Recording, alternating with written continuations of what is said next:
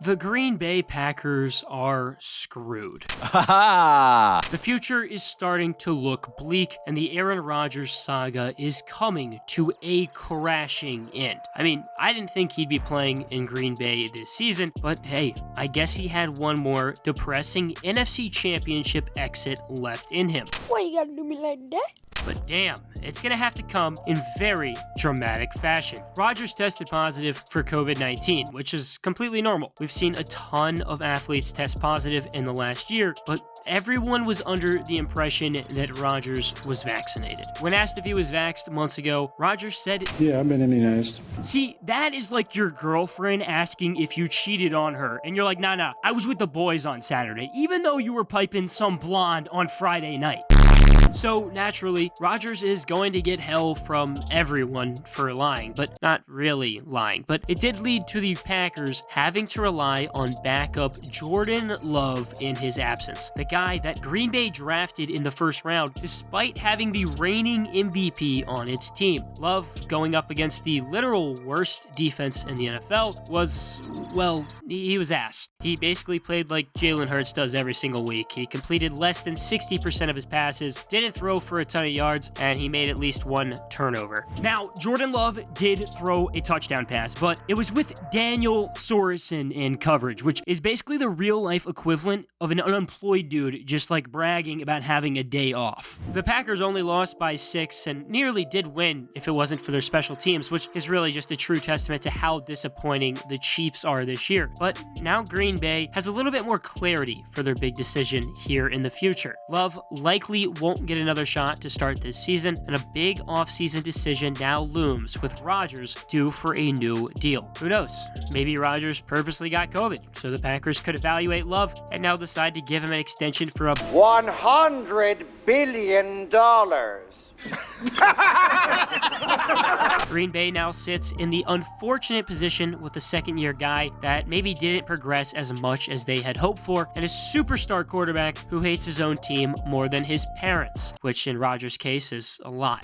You never loved me, Mom! But if you want more videos like this, hit that subscribe button and turn on notifications so you never miss a daily upload. The Jordan Love slander is going to be high, and that is fair. If you're drafted in the first round, you're going to be subject to ridiculous criticism. But at the same time, he was put in a bad spot. For starters, backup quarterbacks aren't even getting practice reps with the number one guys during the regular season, and Love's team didn't exactly help him in the loss. Mason Crosby missed a field goal and had another block. That alone makes it a 13-13 game on paper if he drills them, plus a horrible muff punt, but at the end of the day, Love still certainly had his own issues. He was terrible against the blitz, and the Chiefs figured that out very fast. Kansas City sent the house on over half of the snaps, and Love completed only 6 passes on 17 dropbacks.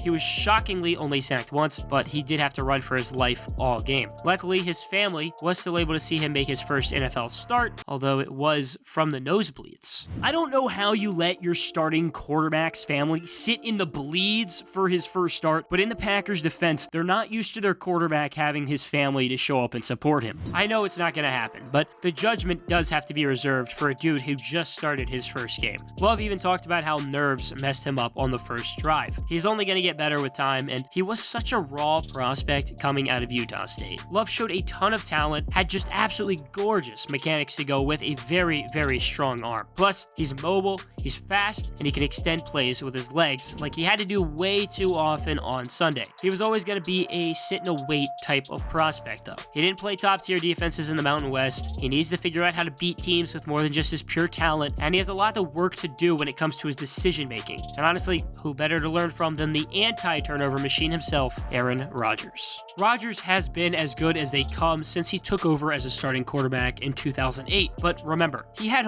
3 whole years to sit behind a Hall of Famer. It took years for Rodgers to finally get a chance to show what he was made of, but the opportunity mirrors Love's chance in a lot of ways. Back in 2007 against the Cowboys, Brett Favre went down with a shoulder injury in the second quarter, and suddenly, Rodgers was thrusted into the spotlight on Monday Night Football against America's team. Rodgers did did enough to keep the Packers in the game, passing for over 200 yards and a score without a turnover, but Tony Romo was on fire, leading Dallas to a victory. It was a disappointing loss, but Rodgers did get a chance to get used to the NFL spotlight. The game really wasn't iconic in any way, but it did come with a very iconic picture of Terrell Owens throwing popcorn in his face, and of course, the first true game for a future Hall of Famer's career. It really doesn't get talked enough about how the Packers literally went from Brett Favre to Aaron Rodgers, but you can blame the 49ers for that one. I still don't know why they took Alex Smith 1, and honestly, the whole NFL thinks the same. Love has sat behind Rodgers for one season during a pandemic, and now in 2021 with nothing but drama surrounding him. I mean, come on, at one point we were wondering if Rodgers was going to retire from the NFL to host Jeopardy!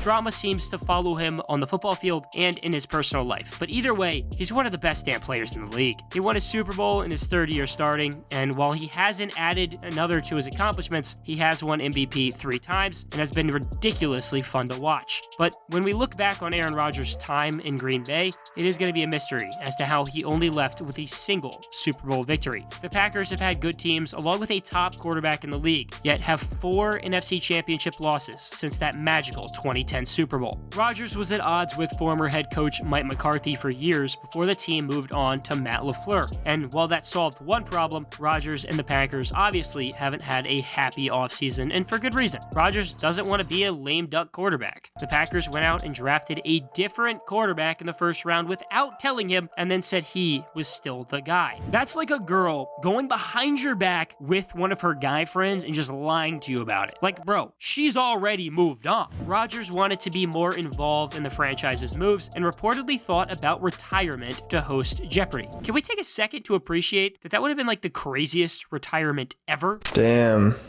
That's crazy. Imagine telling somebody a decade ago that Aaron Rodgers, right after winning an MVP, almost retired from football to host a freaking game show. The ending between Rodgers and the Packers is going to end in heartbreak for fans, but at least they're used to it. The Brett Favre debacle years ago still stings a bit, with Favre just deciding to retire because his heart wasn't in the game anymore, but apparently it still was. He wanted to come back 4 months later, but the Packers had already moved on to Rodgers as their starter. Favre asked to be released, but the team said No.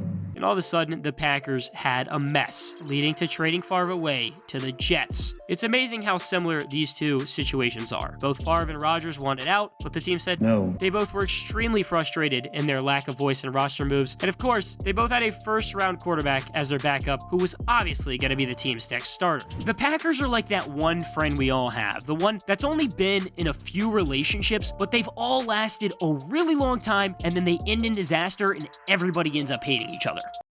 Another harsh breakup is on the horizon for the Packers, and Jordan Love is the rebound. It's a tough spot for everyone. Aaron Rodgers knows he isn't going to be the face of the team just 6 months from now, and now Green Bay knows that Rodgers doesn't want to be there anymore. It creates a hectic, messy end, but as we've seen, great dynasties like the Patriots and the Bulls have had the same disasters behind the scenes. The Packers are going to look like a different team in 2022, and Rodgers will likely be sporting a new jersey for the first time, but the two just hope that they can add one more ring to their collection before their time together comes to an end. Thanks for watching. Hit that subscribe button and turn on notifications so you never miss a daily upload. If you want even more content, go check us out on TikTok or even Instagram and Twitter, where we're posting content all season long.